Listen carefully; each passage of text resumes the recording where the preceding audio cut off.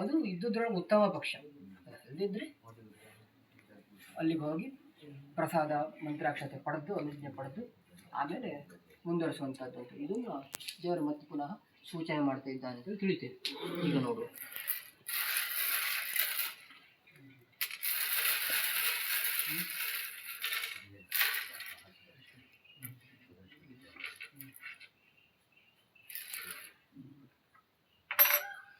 ಶೃಂಗೇರಿ ಹೆಸರು ಬಂದರೂ ಕೂಡಲೇ ಲಾಭದಲ್ಲಿ ಗುರು ಸಿಂಹರಾಶಿ ಬಂದಿದೆ. ಎಷ್ಟು ಸಂಬಂಧ ಉಂಟು ನೋಡಿ. ಅಂದರೆ ಇಲ್ಲಿಗೆ ಒಂದು ರೀತಿ ತಂತ್ರಿ ಸ್ಥಾನ, ಆಚಾರ್ಯ ಸ್ಥಾನ ಅಂತ ಹೇಳ್ತಾರೆ.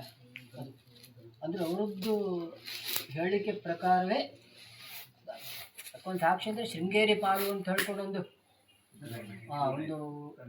ಪ್ರದೇಶ ಉಂಟು ಈ ಇದರಲ್ಲಿ.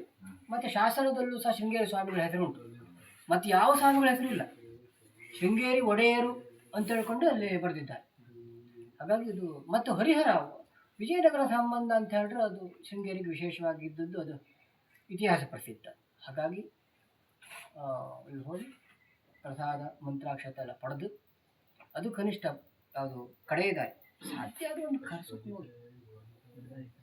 ಬ್ರಹ್ಮಕಲಶದ ದಿವಸ ಒಂದು ಸತಿ ಇದು ಮಾಡಿಬಿಟ್ರೆ ಅವಾಗ ಕ್ಷೇತ್ರ ಒಂದು ಸತಿ ರಂಗೇರ್ತದೆ, ಸ್ವಲ್ಪ ಕ್ಷೇತ್ರ ಪ್ರಸಿದ್ಧಿ ಬರ್ತದೆ, ದೋಷ ಎಲ್ಲ ಪರಿಹಾರ ಒಂದು ಸತಿ. ಮತ್ತು ಆ ದೇವರಿಗೆ ಮೂಲ ಯಾರ ಒಂದು ಪ್ರೇರಣೆಯಿಂದ ಇಲ್ಲಿ ಸ್ಥಾಪನೆ ಆಯಿತು ಅದೇ ಒಂದು ವಂಶೀಕರು ಈ ಕ್ಷೇತ್ರಕ್ಕೆ ಬಂದಾಗ ಸನ್ನಿಧಾನ ವಿಶೇಷ ಆಗ್ತದೆ ಅಂತ.